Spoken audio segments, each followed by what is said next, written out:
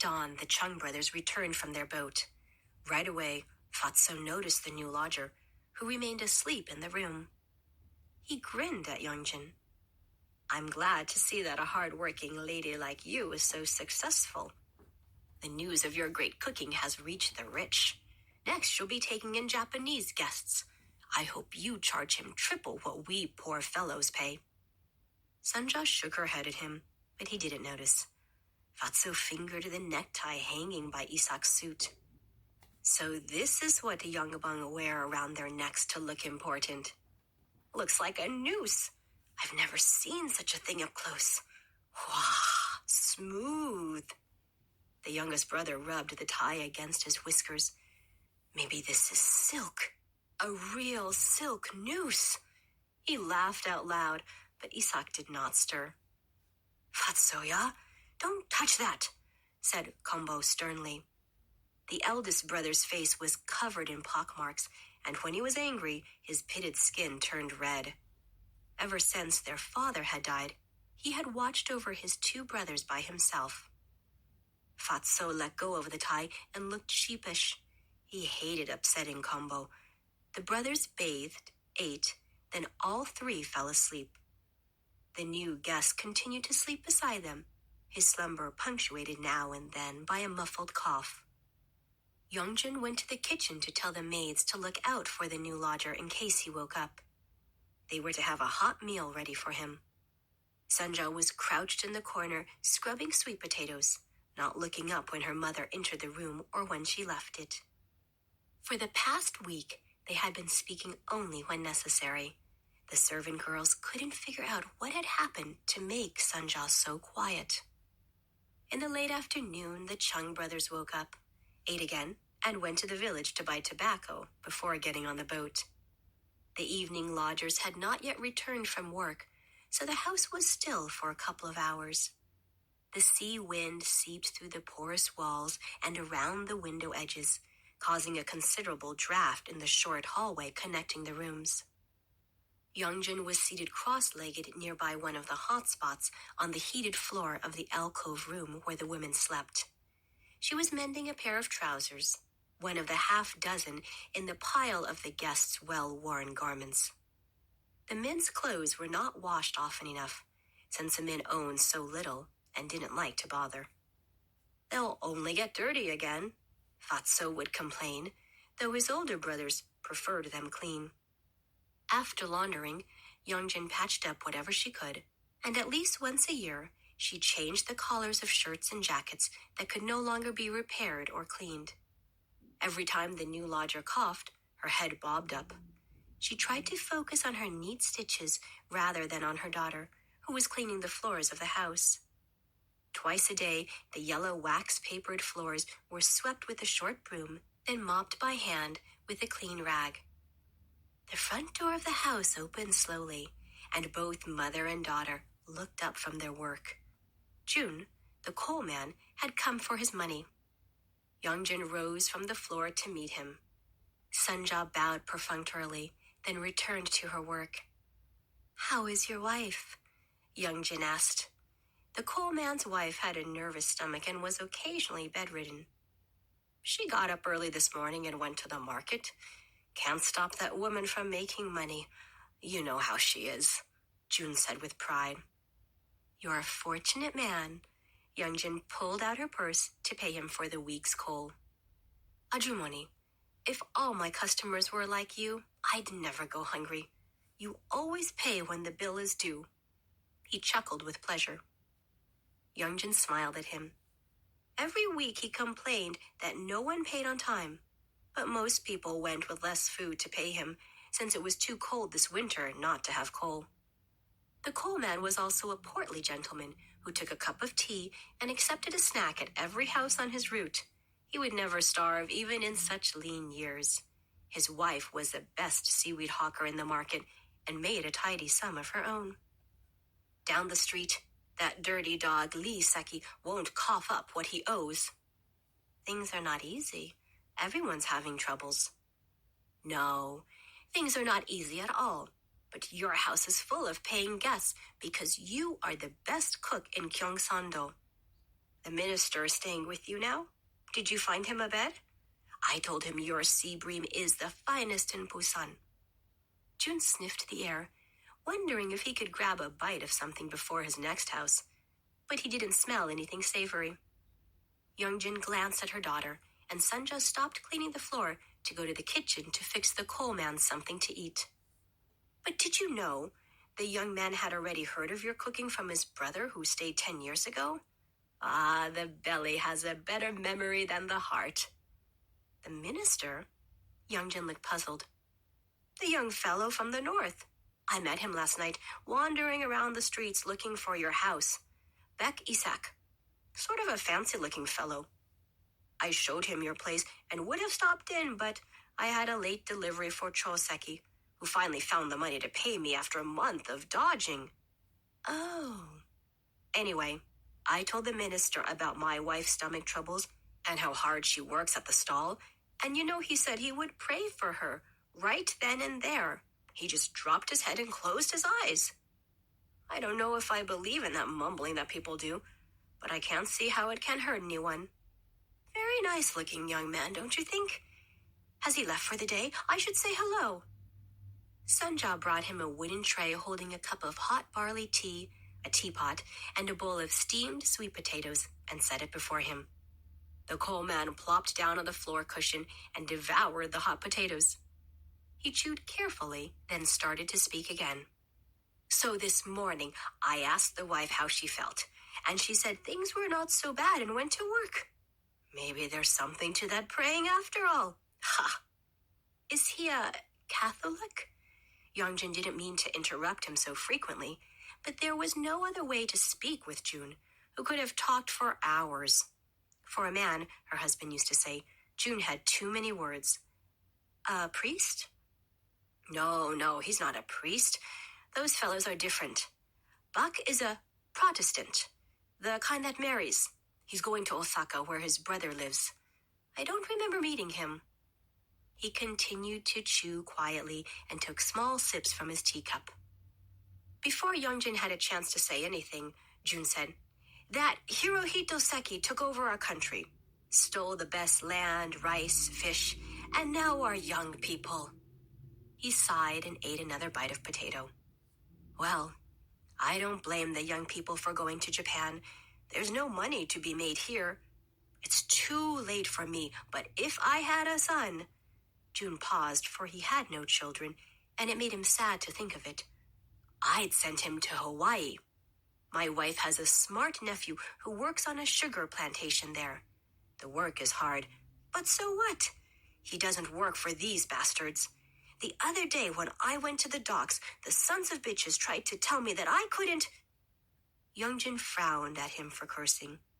The house being so small, the girls in the kitchen and Sunja, who was now mopping the alcove room, could hear everything, and they were no doubt paying attention. May I get you more tea? June smiled and pushed his empty cup toward her with both hands.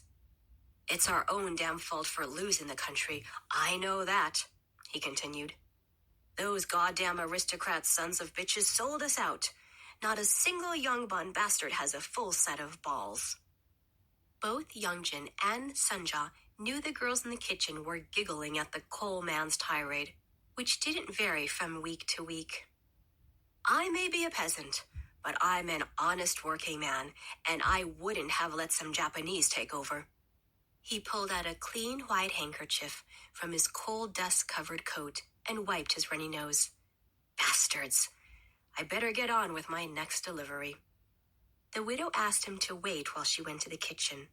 At the front door, Youngjin handed June a fabric-tied bundle of freshly dug potatoes. One slipped out of the bundle and rolled onto the floor. He pounced on it and dropped it into his deep coat pockets. Never lose what's valuable. For your wife, Youngjin said. Please say hello. Thank you. June slipped on his shoes in haste and left the house. Youngjin remained by the door watching him walk away, not going back inside until he stepped into the house next door. The house felt emptier without the blustering man's lofty speeches. Sanja was crawling on her knees, finishing up the hallway connecting the front room with the rest of the house. The girl had a firm body, like a pale block of wood, much in the shape of her mother, with great strength in her dexterous hands, well-muscled arms, and powerful legs. Her short, wide frame was thick, built for hard work, with little delicacy in her face or limbs. But she was quite appealing physically, more handsome than pretty. In any setting, Sanja was noticed right away for her quick energy and bright manner. The lodgers never ceased trying to woo Sanja, but none had succeeded. Her dark eyes glittered like shiny river stones set in a polished white surface, and when she laughed, you couldn't help but join her. Her father, Huni, had doted on her from birth, and even as a small child, Sanja had seen it as her first duty to make him happy.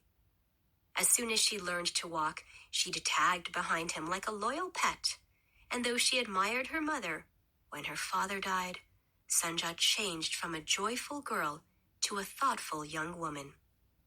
None of the Chung brothers could afford to marry, but Kombo, the eldest, had said on more than one occasion that a girl like Sanja would have made a fine wife for a man who wanted to go up in the world. Fatso admired her, but prepared himself to adore her as an elder sister-in-law, though she was only 16 years old, the same age as he. If any of the brothers could marry, Kombo, the firstborn, would take a wife before the others. None of this mattered anymore, since recently Sanja had lost all of her prospects. She was pregnant, and the baby's father was unable to marry her. A week ago, Sanja had confessed this to her mother, but of course, no one else knew. Achumoni! Achumoni! The older servant girl shrieked from the front of the house where the lodgers slept, and Youngjin rushed to the room. Sanja dropped her rag to follow her. There's blood on the pillow, and he's soaked with sweat.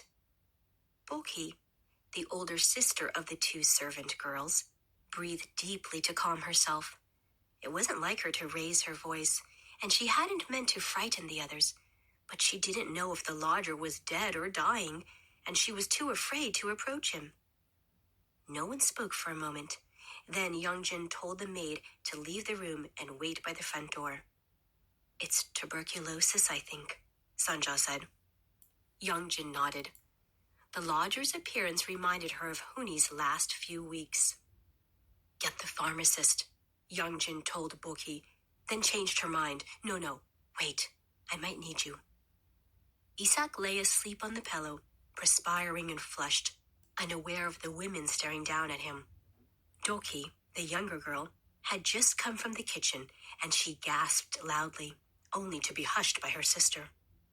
When the lodger had arrived the night before, his ashen pallor was noticeable, but in the light of day, his handsome face was gray, the color of dirty rainwater collecting in a jar. His pillow was wet with numerous red pin dots where he had coughed. Amma, Youngjin uttered, startled and anxious.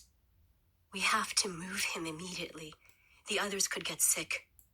Dokiya, take everything out of the storage room now. Hurry! She would put him in the storage room where her husband had slept when he was ill, but it would have been far easier if he could have walked to the back part of the house rather than her attempting to move him by herself. Youngjin pulled on the corner of the pallet in an attempt to jostle him awake. Pastor Beck, sir. Youngjin touched his upper arm. Sir! Finally, Isak opened his eyes. He couldn't remember where he was. In his dream, he had been home, resting near the apple orchard. The trees were a riot of white blooms. When he came to, he recognized the boarding house keeper. Is everything all right? Do you have tuberculosis? Youngjin asked him. Surely he must have known. He shook his head. No, I had it 2 years ago. I've been well since. Isak touched his brow and felt the sweat along his hairline. He raised his head and found it heavy. Oh, I see, he said, seeing the red stains on the pillow. Oh, I'm so sorry. I would not have come here if I had known that I could harm you. I should leave. I don't want to endanger you. Isak closed his eyes because he felt so tired. Throughout his life, Isak had been sickly, his most recent tuberculosis infection being just one of the many illnesses he'd suffered. His parents and his doctors had not wanted him to go to Osaka. Only his brother, Josip, had felt it would be better for him, since Osaka was warmer than Pyongyang, and because Josip knew how much Isak didn't want to be seen as an invalid, the way he had been treated for most of his life. I should return home, Isak said, his eyes still closed. You'll die on the train. You'll get worse before getting better. Can you sit up? Yongjin asked him. Isak pulled himself up and leaned against the cold wall. He had felt tired on the journey, but now it felt as if a bear was pushing against him. He caught his breath and turned to the wall to cough. Blood spots marked the wall. You will stay here until you get well, Yongjin said. She and Sunjal looked at each other. They had not gotten sick when Huni had this, but the girls, who weren't there then, and the lodgers would have to be protected somehow. Yongjin looked at his face. Can you walk a little to the back room? We would have to separate you from the others. Isak tried to get up but couldn't. Yongjin nodded. She told Doki to fetch the pharmacist and Boki to return to the kitchen to get the supper ready for the lodgers. Yongjin made him lie down on his bedroll, and she dragged the pallet slowly, sliding it toward the storage room, the same way she had moved her husband 3 years before. Isak mumbled, I didn't mean to bring you harm.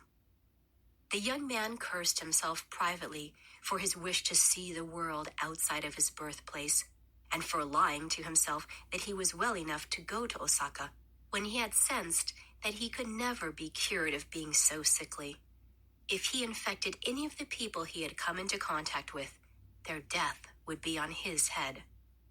If he was supposed to die, he hoped to die swiftly to spare the innocent.